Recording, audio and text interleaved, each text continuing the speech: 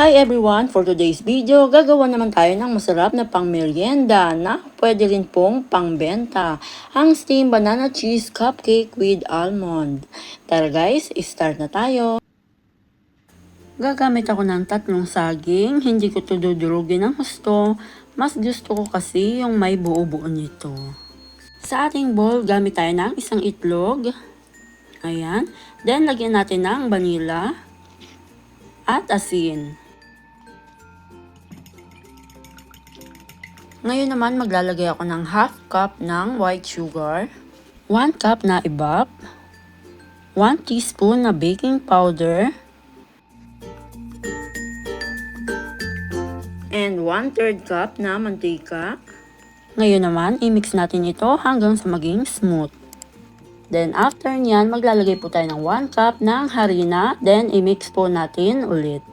And guys, huwag niyo pong kakalimutan na mag-subscribe and click the notification bell para ma-notify kayo once na may bago tayong uploads. Ayan yung ganito, okay na to. Then isalin ko lang po ito dito para madali natin itong maisalin sa ating mga molder. This time, ilalagay ko na itong ating minash na saging. Ihinuli ko talaga ito kasi gusto ko na may buo-buo pa ding saging kahit na nailuto na ito. Pero kung ayaw niyo ng ganito, i-mash niyo na lang ito ng pino at isabay niyo na lang ito sa mga wet ingredients bago ilagay ang harina. Ngayon naman, lagyan na natin yung ating mga nakahandang cupcakes molder. Kalahati lang muna dahil maglalagay pa tayo dito ng cheese. Kaya po ay papakita ko sa inyo guys ang itsura niya kung imamash natin siyang mabuti. Kaya sana mapanood niyo po ito hanggang dulo. After niyan, lagyan po ulit natin siya ng ating butter. Huwag po natin pupunuin dahil aalsa pa po ito. And ito po ay optional. Maglalagay po ako ng toppings na almond dito. Pwede po kayo maglagay ng chocolate chips o kung anong toppings ang gusto ninyong ilagay dito. And make sure lang na bago natin ito isalang ay kumukulo na po ang ating tubig.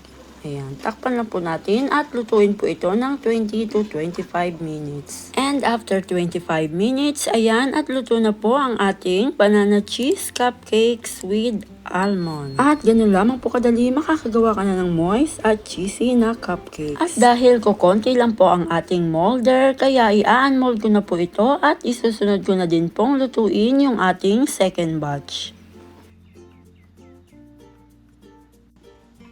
Ayan, luto na din po siya. Ayan ang ganda ng pagkakaluto. Ito po yung second batch. And ito naman po yung niluto natin nung una. Check na po natin. Diba? Ang ganda ng pagkakaluto niya. Ayan may buo-buong saging. Yan ang gustong-gusto kong luto. Tara guys, tikman na natin. Kain po tayo. At napakasarap naman po talaga. Ayan may buo-buo pa siyang saging. Ang sarap-sarap niya. At siguradong magugustuhan to ng ating mga chikiting. At patok na patok ito kung ipang-ninegosyo po natin. At ito naman po yung ating second batch. Medyo dinurog ko na nga po dito yung ating saging. Tara, i-check po natin. At tikman na rin po natin. Ayan napakaganda ng pagkakaluto.